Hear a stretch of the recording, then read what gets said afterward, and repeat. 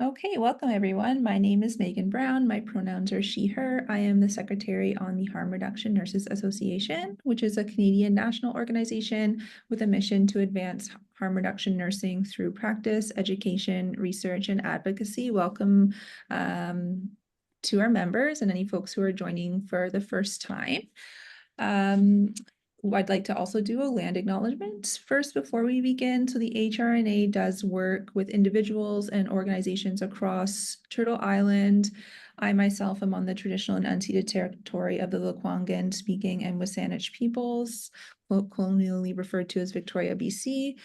We would like to honor the life force of Indigenous peoples who have had their land stolen historically and to this day, and to continue to resist ongoing genocide.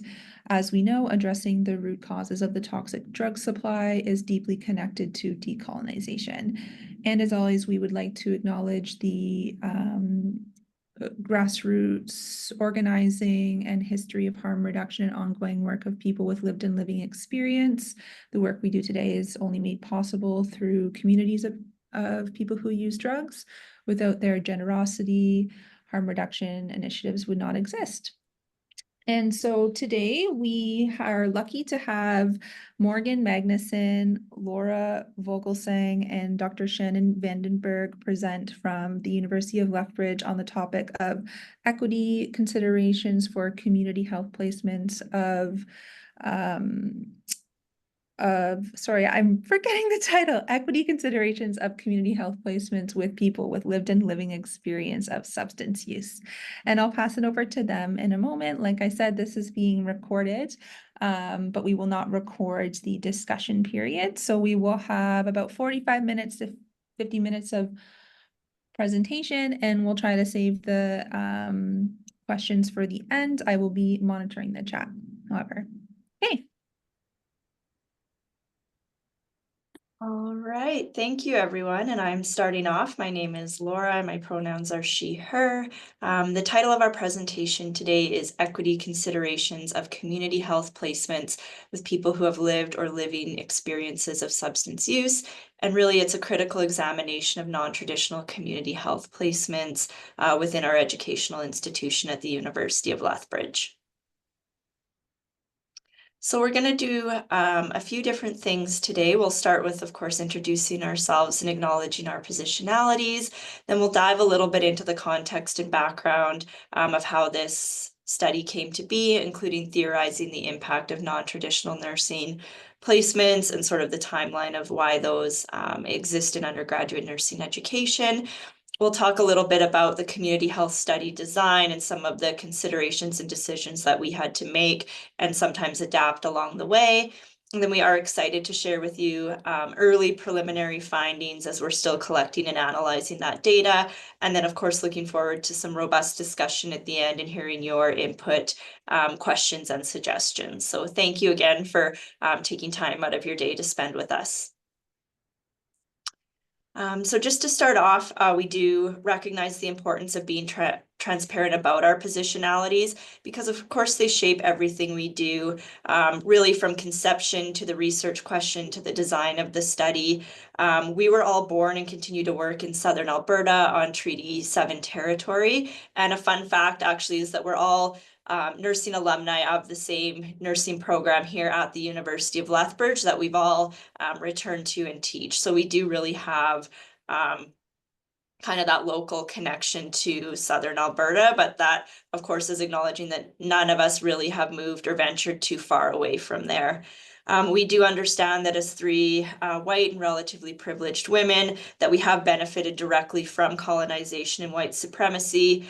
So as such, we are striving to be good allies in struggles to achieve health equity, including elevating the voices of the most marginalized and discriminated against people in our society, people who use substances and are unhoused. So I'm the photo in the middle there. My name is Laura Vogelsang. I've been a instructor within the Faculty of Health Sciences at the University of Lethbridge since 2021. I did do a brief teaching stint out at the University of Saskatchewan for about 5 years and returned home here now going on 6 years. My background actually is largely working within the acute care hospital setting, both rural and urban, in emergency and medical surgical settings. So certainly as a result of that time spent there in my career, I really have seen how an individual's community can directly impact their health. That really did actually result in a recent shift for me to go more into home care nursing and serve clients in their community, sort of with that lens of trying to keep them out of hospitals and out of those institutional practices.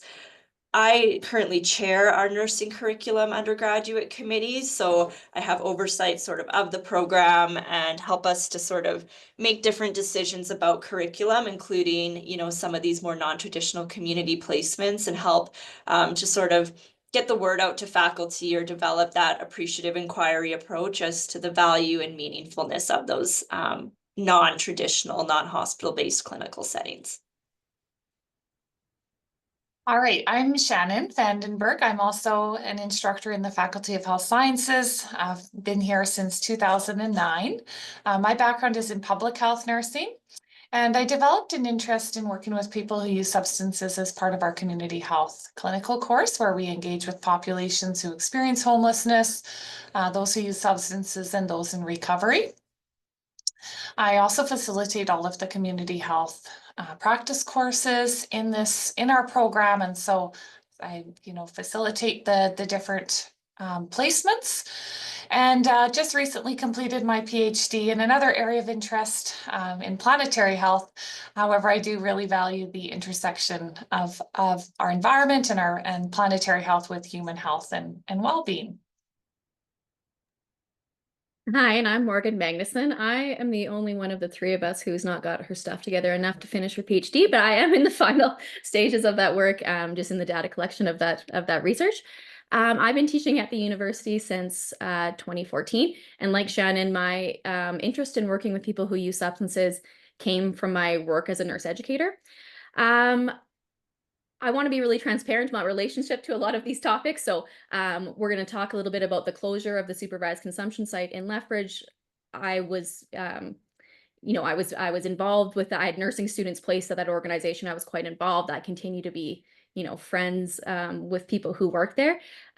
So because of that, I'm a fierce advocate for ending the ongoing war on drugs, for a non-medicalized safe supply, and for expanding harm reduction services. And so I'm also an HRNA member. So I'm in no way neutral about any of the topics that we're going to discuss today. All right, so just to contextualize our research, of course, as we already mentioned, we are living in Lethbridge, Alberta, which is a mid-sized city located on Treaty 7 land near two First Nations reserves. So just a little bit about our community. These pictures on the slide here of Galt Gardens in the downtown Lethbridge area. It's a public space that has been highly contested. The picture on the left is from Tourism Lethbridge, and the website for our city states that Galt Gardens is a central gathering place in downtown Lethbridge. It's used for social events and programs. And on any given day during the summer, you'll find children frolicking in the water feature with its spray patterns that are choreographed to music, while parents take advantage of the picnic tables and the shade that's offered in this park. But then if you look at the middle picture, this is also a reality in the Galt Gardens Park. And like other cities, Lethbridge is experiencing a significant housing crisis, and encampments have become more common in our city. There's also public drug use in the park, and people who use substances are highly policed in the area, even though we know that many of these people don't have any other options.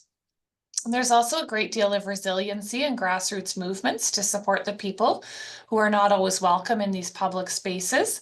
And the picture on the right highlights the Sage Clan members. Sage Clan is a grassroots organization that specializes in engaging those who need it most in our community, and they provide things like snacks, lunches, water, and most importantly, someone to talk to. So in April 2018, the Lethbridge point-in-time count found that there were 223 individuals experiencing homelessness in our city. And since then, the number of people experiencing homelessness has grown substantially, with 454 people being unhoused during our last point-in-time count in 2022. And I was just looking this morning, the results of the 2024 point-in-time count were discussed at a recent Lethbridge City meeting, but those results have not been publicly released. And so I don't have the statistics from the most recent count, but I did participate in the point-in-time count and the some of the early, discussions that were going on afterward was that, the numbers, they had expected the numbers to rise from the 2022 count. Our only shelter has the capacity to support about 100 people. So there are many people who have no choice but to sleep rough in our city. And unfortunately, the heavy policing of the encampments in the downtown area has forced the unhoused people in our community to more remote areas, such as the River Valley. And that was just shown a few slides ago with the high-level train bridge. So you can imagine we do have a lot of coolies, or what we call coolies, in Lethbridge here. And often these people then migrate to some of these coolie areas or the river bottom area. So it's hard to locate these people when they do move into these areas. So as a result of the harms of the past and ongoing colonization, Indigenous peoples are disproportionately represented in the population of unhoused people who use substances in Lethbridge. For many complex reasons, and I know you guys are experts on this, our people that experience homelessness are also more likely to use substances. In Lethbridge, over 80% of our unhoused folks report using substances, predominantly fentanyl and methamphetamine. A lot of our folks had traditionally just been using down, but we've heard a lot more anecdotally and through some upcoming research projects that many of our people have shifted to taking both fentanyl and NSAIDs, taking the fentanyl to try and combat the benzodiazepines and the tranquilizers in the supply. So in 2024, 74% of the people who died from drug poisonings in Lethbridge also had methamphetamines in their system. Lethbridge routinely has the highest drug poisoning rates in the province. So these are the per capita death rates, so deaths per 100,000 people. And these are the 7 cities that are tracked by our province's dashboard. So this is for the second quarter of 2024, and this is just the most recent data comparison I could find. But Lethbridge had the highest rates of drug poisoning in 2 of the 3 months in that quarter. And in that same quarter, in 2024, 58% of those deaths in Lethbridge occurred in public spaces, which is significantly more than the provincial average of 33%, meaning we know a lot of our unhoused populations are really at high risks of drug poisoning. The reason that Lethbridge persistently has the highest drug poisoning rates in the province are likely to be multifaceted. As Shannon mentioned previously, Indigenous people are both disproportionately represented in the population of people who are unhoused in our city and also those who use drugs.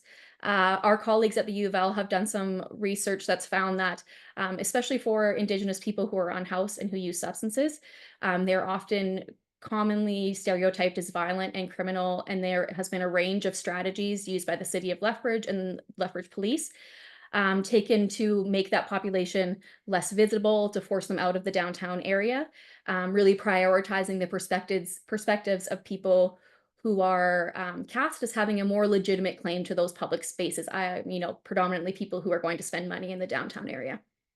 And although anti-Indigenous racism is certainly not unique to Lethbridge, the rhetoric that surrounds Lethbridge's approaches to public substance use suggests that racism plays a really strong role in why we see such poor health outcomes in our community. In addition to those population dynamics, it should not be overstated how severe there is a lack of harm reduction services available in the city of Lethbridge and how that likely contributes to the high rates of drug poisoning.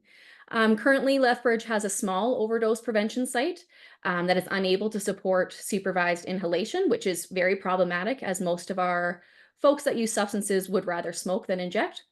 And there's been significant backlash to harm reduction organizations in the city, including those that distribute sterile supplies. But it wasn't always that way in Lethbridge, and under the former NDP government, harm reduction services expanded fairly rapidly in Lethbridge to respond to the worsening drug crisis. So in 2018, ARCHES, the AIDS Outreach Community Harm Reduction Education and Support Society, which is a nonprofit organization, opened ARCHES, and that the supervised consumption site would become North America's busiest supervised consumption site with an average of over 600 visits per day. That's in pretty stark contrast to what our OPS sees now. Those numbers were highest in 2020. Our OPS now sees just about 100 visits per day. So there's significantly less capacity in our OPS than there was in the supervised consumption site. So despite the apparent need for SCS, the high drug poisoning rates, the utilization of the SCS, in 2020, the newly elected United Conservative Party of Alberta defunded both the site and the majority of the wraparound programming operated by ARCHES. The defunding and the closure of ARCHES followed accusations of financial mismanagement. Those were later disproven through a police investigation, and also a commissioned report by the province of Alberta that focused solely on the harms of supervised consumption sites. So that report excluded any benefits of those sites to people who use substances or the community more broadly. Because of that, many people have criticized that report for being methodologically flawed. In 2023, myself, Shannon, and another colleague of ours from the University of Lethbridge, Tracy Oosterbroek, undertook a study to explore the impacts of the ARCHES closure on people who use substances and the organizations that serve them. And full disclosure on this, these findings were currently in preprint. So that means the article is still going through peer review. And so take these findings with a grain of salt. But when we interviewed people who use substances and those that still worked for organizations that provided some harm reduction, a lot of them really spoke to the fact that ARCHES was more than just a physical site where harm reduction services were provided. Staff members of those organizations, really spoke to how, like, the breadth of the services that were provided at ARCHES, highlighting its growth from an organization that primarily provided services related to, like, sexually transmitted bloodborne infections to one that provided services that met the really diverse needs of people who use substances in our community. And so those were things like, clinics and housing services, a lot of great wraparound programming. So again, when the decision was made by the Alberta government to defund the supervised consumption site, they also defunded all those wraparound programs as well. Secondly, and this won't be a surprise to anyone here, when participants suggested that when the supervised consumption site closed, there was an increase in drug poisonings in the community. A lot of our people who use substances suggested that the lack of a supervised consumption site resulted in more people using alone. And there's also the ongoing concern that there's a lack of supervised inhalation services. The ARCHES SESS was the first supervised inhalation site in North America. So rather than being based on evidence or local needs, many of our participants suggested that the decision to defund ARCHES was ideologically motivated. They suggested that ARCHES and harm reduction more broadly did not align with the provincial government's preferred policy approach, which is focused on abstinence-based recovery.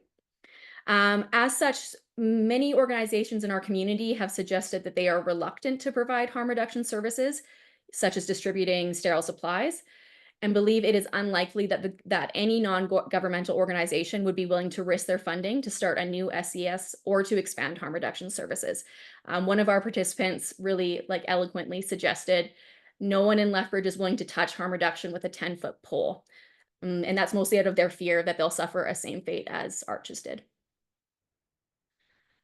So despite the SCS being replaced by a smaller OPS, drug poisoning deaths have increased significantly since the ARCHES closure in 2020, from 50 deaths in 2020 to 111 in 2023. The data from 2024 is incomplete, but it does look like we are on track to see fewer drug poisonings in the city in 2024. But this is a trend seen across Alberta and also in other parts of the country. So I think it's important that we shouldn't be quick to attribute any particular, this reduction to any particular policy response, as Alberta's approach to the drug poisoning crisis is much different than that seen in BC. And I believe they've also seen a decline in drug poisonings in 2024. Some people have suggested that the decline in 2024 might be related to something they're terming mortality saturation, which is just the subgroup of people that we work with that we know were at really high risk of drug poisoning, had a lot of risk factors. Most of them are gone. So the people that are left now that are still using substances, the idea is that they just might have a few less risk factors for those drug poisonings. But it is too early to know for sure. And regardless of the potential or the potential reduction in drug poisonings, the rate that it has been already reported is too high.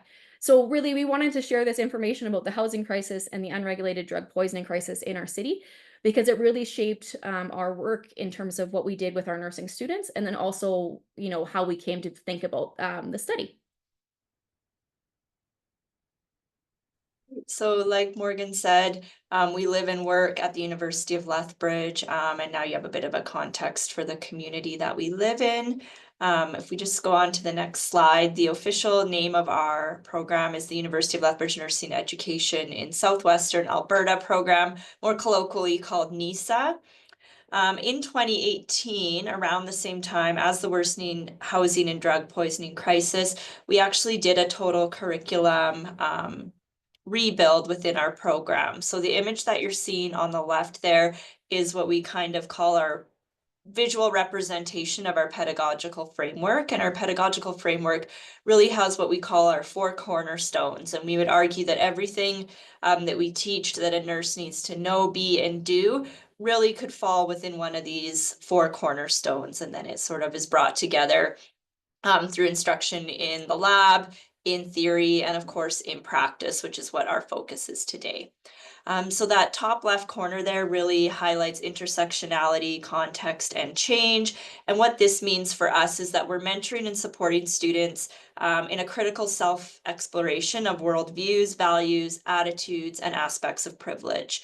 So within our program, we do endeavor to critically discuss inherent power and equities and healthcare structures in healthcare education and healthcare relationships. So having students really take that critical approach, scaffolded that it might look different in year 1, where this idea is being introduced to students, that, nurses have historically caused harm within a health setting, and then going up to more of those critical evaluation pieces in years 3 and 4, which is where the community placement we're discussing today is situated.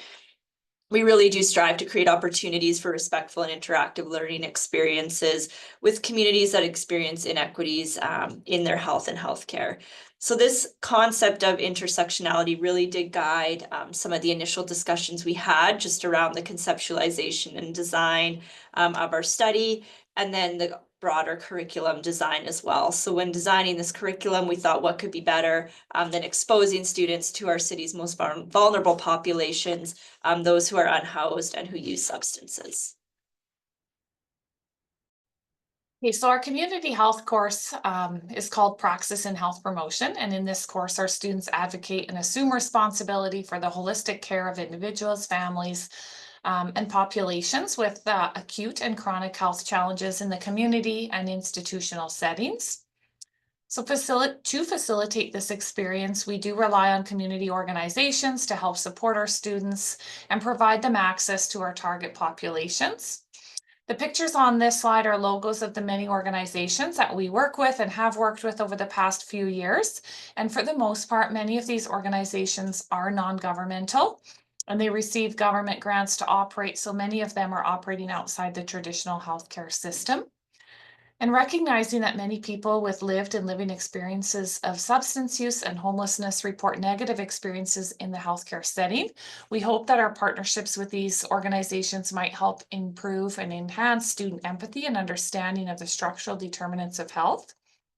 And as nurses that have worked in Lethbridge for many years, we were hopeful that these experiences would provide additional capacity for these organizations that address health inequities through upstream interventions, such as shaping public policy, building community capacity, and strengthening our commitment to serving our community. So during the course orientation, our nursing students receive training in substance use, naloxone administration, safer substance use practices, sexually transmitted infections, and safer sex practices, and sex work through SafeLink, an organization that works to reduce the harms associated with sexual activity and substance use. And then our students also receive appropriate on-site training from their respective organizations. Following this orientation, our nursing students are then expected to work through the community health nursing process and complete comprehensive assessments of the population that they're working with. And then following this, they plan, implement, and evaluate various health initiatives that are used that we use to tailor to the specific issues the population is facing. So these initiatives can be a wide variety of different things, such as health fairs, meal preparation and cooking classes, harm reduction, supply distribution, policy scans, and then various health education presentations, such as, reducing frostbite, things like that. And then during this experience, our students have many opportunities to care for unhoused people exposed to an unregulated drug supply that is becoming increasingly toxic and unpredictable. So just open it up if anyone has any thoughts. Has anyone had experiences working with nursing students? Is anyone an educator or anyone that has worked with nursing students either in the past or currently? You can certainly unmute yourself or raise your hand, or you can put it in the chat. What have been your experiences with students so far?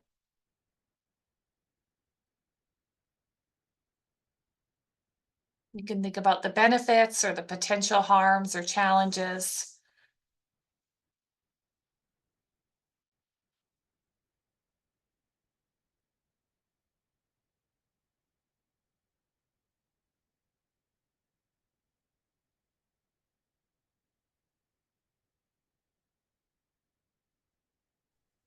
Anyone have anything? Hey guys, I'm a student in year 2 for my RN. I joined this program through Rachel during my community lessons last year for the last term. She recommended that we do for this committee, and like I just so passionate with all of this stuff and learning new things. So like as a nursing student, I'd like to see more potential, and I see like really good benefits in this, especially as an Indigenous woman and in the community. There's a lot of shame and anger that I feel could be addressed in a way to build better connections so we can promote healthier changes and people feel supported. And even just within the own nursing field and the healthcare field, there's still that stigma also. And so I'm just grateful that we have a committee like this and that you guys do offer it open to students like me so that I can learn and see the potentials and the goals and how we can change it so I can be a better nurse, because it's something I would really like to jump into myself. Mm-hmm. Yeah, thank you very much for sharing. It's always nice to hear perspectives of students. And I think similar to what you mentioned, a lot of our students really highlighted that as a result of this course, they really learned more about their stigma and really, had to really look at that, right? To see, okay, where am I coming from and what can I learn from this, and where am I now and what have I learned, and to develop those those skills and the empathy, right? And not the blaming, and just looking at people as humans and human being, and that everyone's deserving of the right to life and the right to health. And so yeah, thank you for sharing. Anyone else have any thoughts? I know there's some things in the chat. I don't know if Morgan's monitoring the chat. I can add something. So Sure. my name's Sarah. I'm the vice president with HRNA. So I just want to say thank you for hosting this. But my day job is as a professor with VIU, so Vancouver Island University in Nanaimo.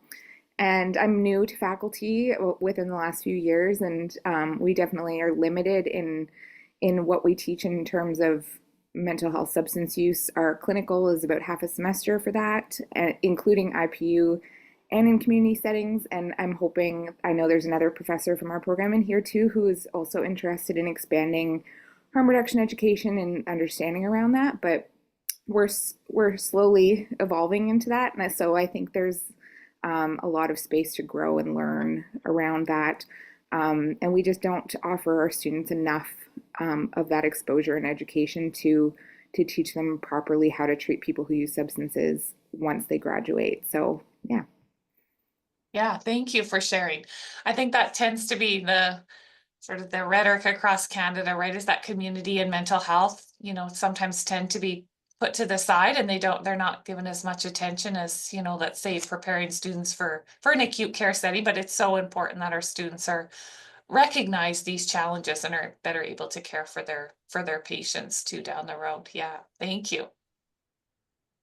And maybe we can return to these questions towards the end too, if we've got some time, if we can. Yeah, Yeah. yeah, certainly. Okay. Was there any, did you want to say anything about anything in the chat, Morgan? Oh, or I missed, sorry, I still Sorry, have a hard. no, it's okay. I can look at it too. I wasn't sure if you were looking at it while we were. Yeah, so that's, Lauren, this is what we're going to talk a little bit on the next slide. This like fear over maybe how much, what is the impact that our nursing students has on our partner organizations, and really like what do we provide for them when they give us so much in return. That's kind of what I'm going to cover on the next slide here too. So, you know, from our perspective, this, you know, teaching this course and doing the pilot, we're pretty confident that on the student side, things are really good. So we know that the initiative meets course outcomes, it meets relevant entry to practice competencies, it aligns with our program pedagogy and philosophy, and it does that by promoting student empathy and their understanding of health inequities. But even from the beginning, we were a little worried about whether there was a fair trade between what our nursing students gained and what we actually provided in return to our community partners and the clients that access their services. We were really concerned that, like, what if we were just taking more than we were giving back from those organizations? So in 2023, about a year after we started the pilot program, the three of us sat down to kind of theorize, to think about the potential impacts that our community partnerships might have on the broader community. And to do so, we took a really critical lens. And so that's one that attempted to interrogate assumptions that are really common still about nurses. And those assumptions are that nurses, you know, the nursing work is inherently beneficial, that our work is atheoretical, that it is ahistorical. You know, there's this myth that whatever nurses do is going to be helpful and that it's always neutral, you know, meaning that people often think about our work as not being political, or that it doesn't reflect the dominant power structures like racism, the patriarchy, heteronormativity that our profession exists in. And those feelings and those myths persist. And so we wanted to challenge those because we know that the nursing profession has been harmful in the past, and people who we work with continue to experience that harm in the healthcare setting, especially those that are really from marginalized groups. So our work took this really critical historical perspective. And so from that analysis, we came up with our three main worries about the work that we were doing. And we wrote and published those ideas in Witness, the Canadian Journal of Critical Nursing Discourse, last summer. So our first big worry is that whether our work maintained the status quo by reinforcing dominant ideologies, chiefly biomedicalism and neoliberalism. So biomedicine situates the root cause of poor health within the body, and therefore privileges interventions, really individualized interventions. So things like health education, pharmaceutical treatments, and that's at the expense of actions that target the more upstream determinants of health. And this persists in nursing despite the evidence of these strategies' limited effectiveness in addressing health inequities, because we know that health inequities are closely linked to the quality of our material conditions, so where we work, where we live, where we play. So concerningly, the dominance of those biomedical interventions obscures how political and economic structures shape the conditions in which poor health arises, and it potentially depoliticizes calls for social change by making everything into an individual problem. And despite our best intentions and, you know, our commitment to health equity and social justice, we did not believe our community health placements diverged from the status quo of biomedically privileged interventions. Due to the short length of the placements, our students are there for about 9 weeks. They're with their agencies. They were primarily involved in downstream interventions, so things like distributing safe use or safer sterile supplies, facilitating health education, providing basic first aids. Those things are good, right? Like those are essential parts of nursing care. But we also know that they don't really do anything to address health inequities that arise from poor policy decisions. So, for example, our students, they would educate the people that we were working with on good hand hygiene, about staying hydrated in the warm weather, how do you prevent frostbite in the cold weather. But public policies create the conditions where people experiencing homelessness in our city have little access to clean water, sanitation facilities, or homes that would be necessary for them to actually carry out those health behaviors. In addition to the short length of student placements, it is true that despite students meeting course outcomes and entry to practice competencies, our students are only beginning to form the really advanced skill set that is necessary to facilitate the political, legal, and social action necessary to address the structural determinants of health. So unfortunately, we recognize that the work that our nursing students did may contribute to the perception that something's being done to support people who use substances or experience homelessness in our city, while failing to advance an agenda that would actually support social change. And that focus on medical and behavioral approaches in our clinical experience and nursing more broadly can also be situated in relation to neoliberalism, which is an ideology and practice which attempts to reduce government interference in the market, including resisting public policies that would redistribute power, resources, and opportunities, and that would actually do something to address health and social inequities. A key neoliberal policy response is the reduction of government spending, making it more difficult for people experiencing marginalization to access healthcare and requiring increased self-management of people's health. Nurse researchers Kustmer and Utzhorn suggest nurses have often become the unintended champions of neoliberalism, those assigned to constrain the use of public resources, the gatekeepers of the public purse. And then privileging downstream approaches to complex social problems is one way that carries out in practice. So we were worried that neoliberalism had an impact on our interactions with communities that experience really intense marginalization and stigmatization for their perceived unhealthy behaviors, and that they may be deemed unworthy of quality care. And although we try to reinforce to our students that there are material drivers, the main material drivers of poor health, we do note what other nurse academics have noted, that there is a significant gap between theory and practice, where students learn about health inequities, but they don't necessarily engage in any activities that would address them. And without acting on those structural drivers of poor health, we worried that our nursing students may hold the people that we work with accountable for their failure to adopt the health behaviors that students would try, attempt to change through their brief health education interventions. For example, our students would educate the folks that we worked with on how to use more safely, including advice not to use alone. But that occurs in a city where they no longer have access to supervised inhalation services, their preferred consumption route, and are therefore really limited in their ability to implement that harm reduction strategy. And we worried in turn that the people we work with, who are already intensely discriminated against, may feel increased feelings of shame when they receive that health education from nursing students, and then they're unable to adopt new behaviors because of their material conditions. We also worried about how our students' presence may impact our community partners and the people that access their service, because we know that our students require the attention, mentorship, and support of our partner organizations. We worried about how that labor was uncompensated, that they weren't being, that work may distract them from the work that they were doing with their own clients and meeting their own organizational goals. And that might be particularly problematic in our case when that extra labor created by having nursing students is with organizations that are, really precariously funded and face pretty intense political opposition in our city. We also worried about what the toll of the placement may take on the people that we worked with. So we know anecdotally that this we know that this experience challenges some of the discriminatory and stigmatizing beliefs that nursing students may have towards the people they work with. At the same time, Indigenous, we said, Indigenous people are disproportionately represented in the people that we work with.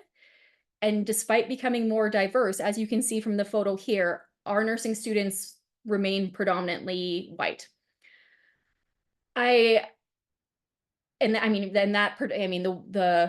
That just reflects like the ongoing racism and the historical and ongoing racism seen in the nursing profession. I remember one night, I think it was the 2022 pit count. I was out with a student and we stopped to talk to an unhoused couple, and they disclosed that they were residential school survivors. And through that conversation, the couple became quite distressed, sharing their stories and what led them to be unhoused with the student. The student was obviously moved by that experience, so was I. Later on, when I debriefed with the student, they shared how impactful that was for them, how it like changed their, ideas about colonization and ongoing racism. And I think they mentioned that interaction in every reflective journal they wrote that semester. I think it was impactful for them.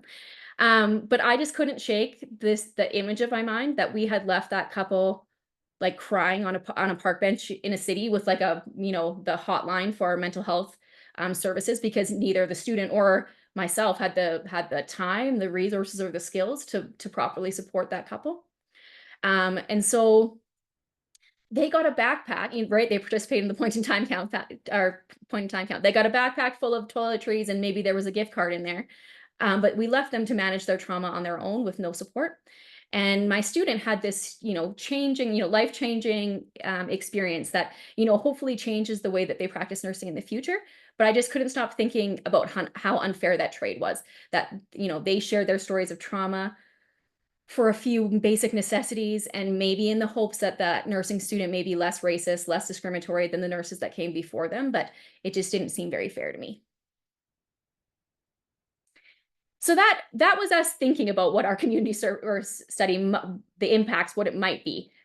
The next phase was to actually do the research on it. So what was actually happening with our students and our community partners.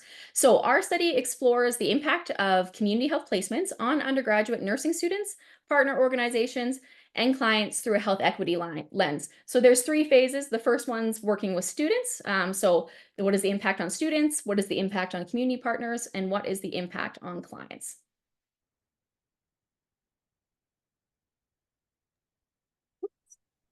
I had to unmute myself there a minute. Okay, so as Morgan just mentioned, our experience does require partnerships with organizations outside the traditional healthcare system.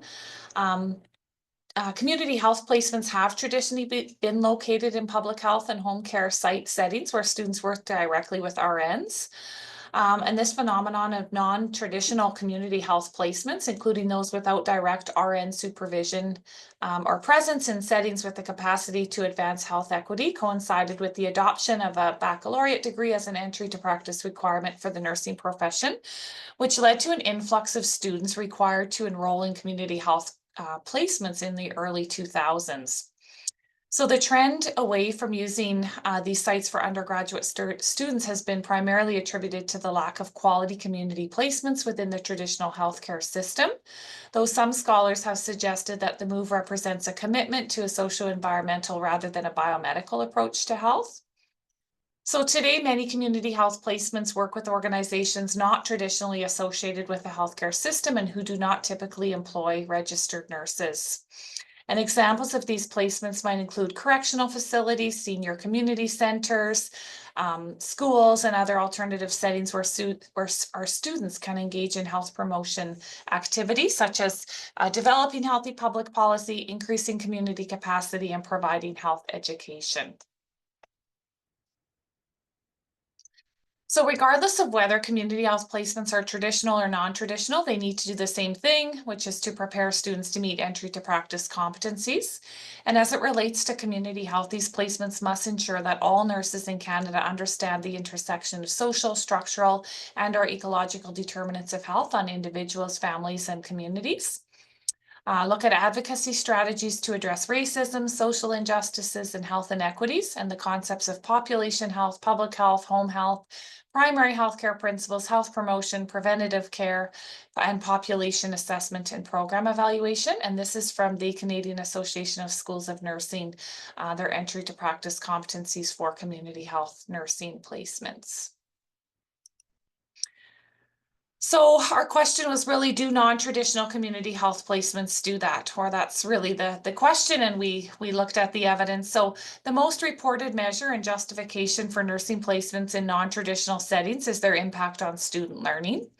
And according to Snyder, Doran, and Dode in 2022, engaging in street outreach and similar experiences has the potential to improve student nursing's perceptions of community health clinical experiences and prepare them for community and public health nursing practice.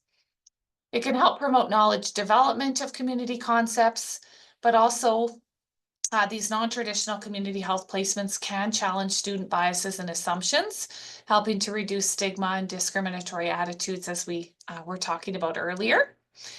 Gardner and Emery, Richard and Noon, and Zine and colleagues, all some of their recent research, the recent literature that we found on this, they found that working with people experiencing homelessness improved the attitudes and perceptions of nursing students in their studies. And then the Snyder study that I quoted earlier found that nursing students who participated in street nursing believed the experience to be eye-opening and meaningful. It helped reduce personal biases and increased empathy and compassion in their nursing practice. And then lastly, a study by Doran, Moan, and Dode in 2020 found that nursing students had positive experiences in street-based outreach experiences and felt that they were doing something useful in the community. Students benefited from meeting people where they're at and improved their harm reduction knowledge and motivational interviewing skills. So that's what the evidence says to date. What the evidence doesn't include is what is the impact on community partners or on the clients that access the services there. So that's what our study is attempting to do. I'm going to really briefly go over methodology because it's boring. So our study is going to use critical ethnography, and really that's a framework for research that allows us to identify, name, question, and act against the unjust. So in this way, the researcher really takes on an advocacy stance. And that design is always rooted in critical theory. And the critical theory that we chose for this study is the political economy of health inequities. And so the diagram you have to your right is the political economy of health inequities framework. So in Canada, for the most part, we tend to think about health problems in terms of behaviors, and sometimes we talk about the social determinants of health. But both material conditions and behaviors arise from not the social determinants of health, but the structural determinants of health, the larger social, economic, ecological, and political contexts that shape those more proximal social determinants of health.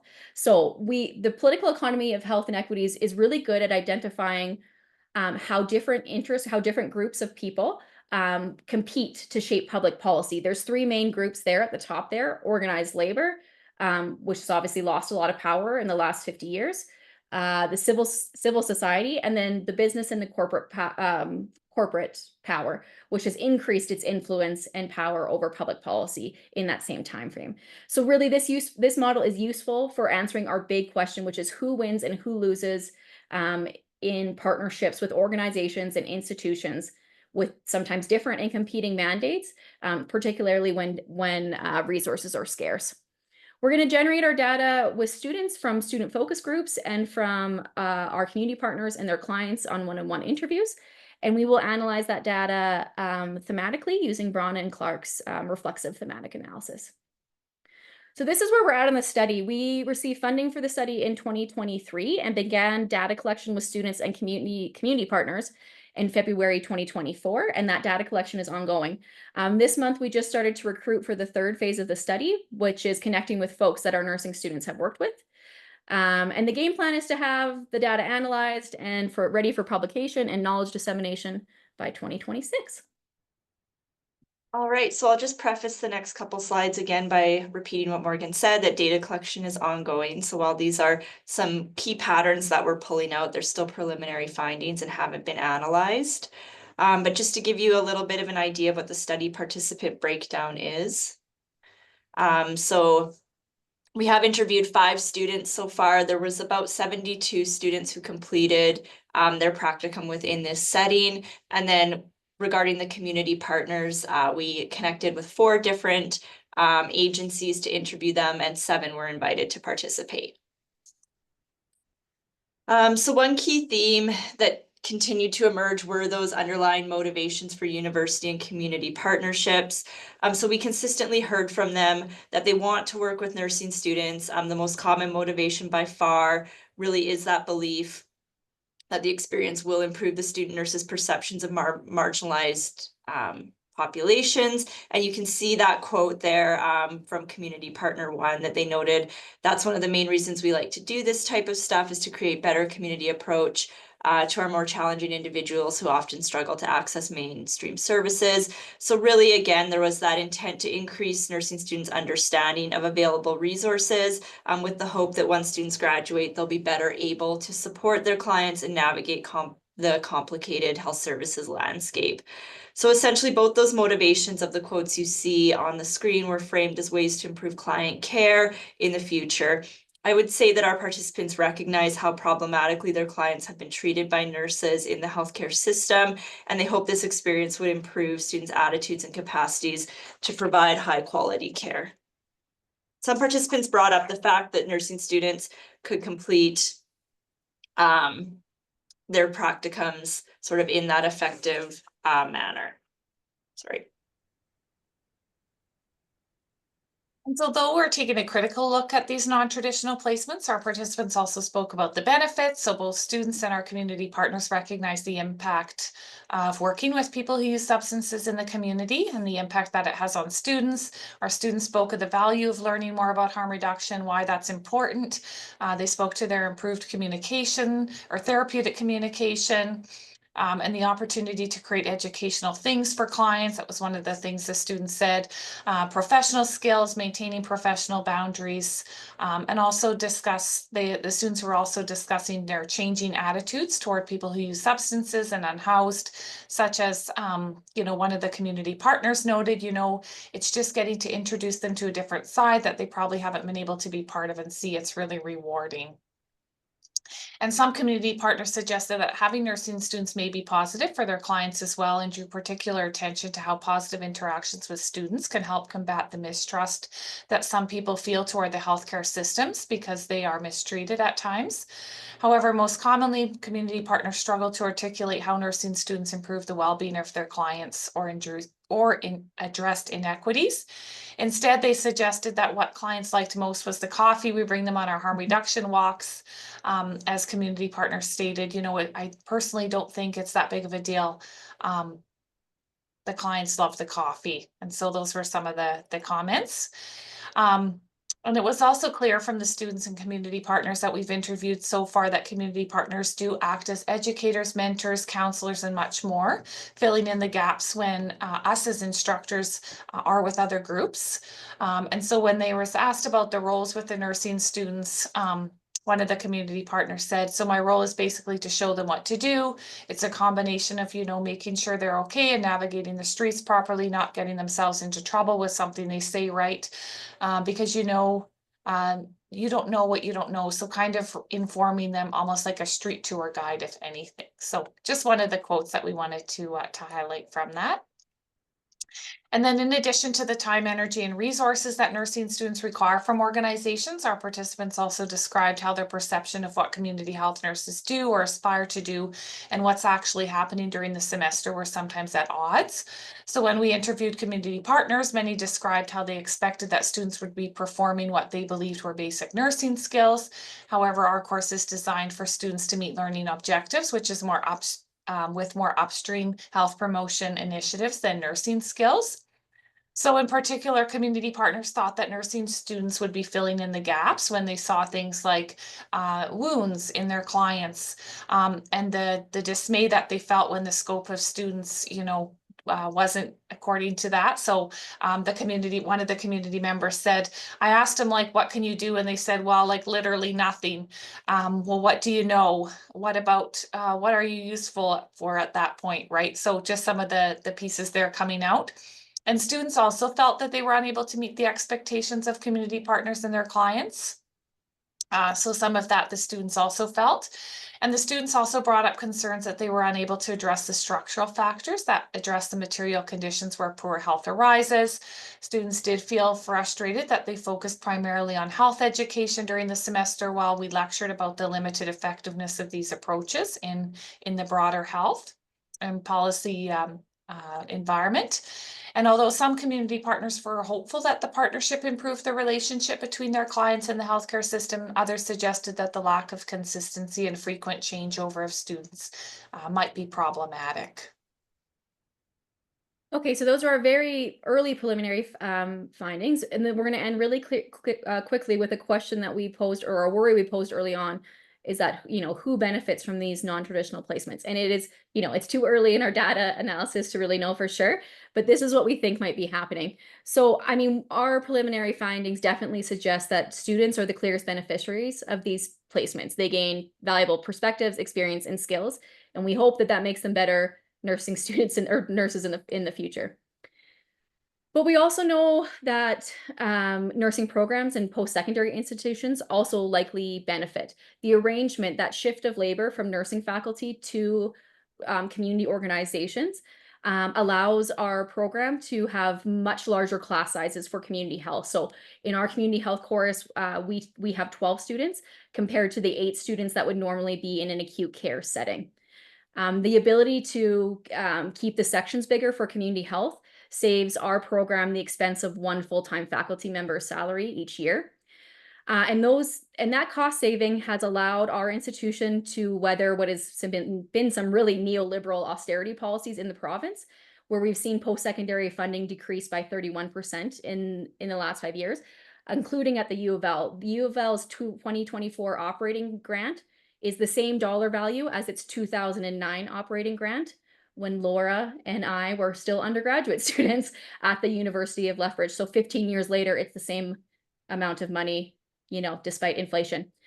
So our university has benefited from the exploitation of community organizations and the people that access them as they continue to offer programming with fewer and fewer resources, offloading that labor of nursing faculty onto other organizations.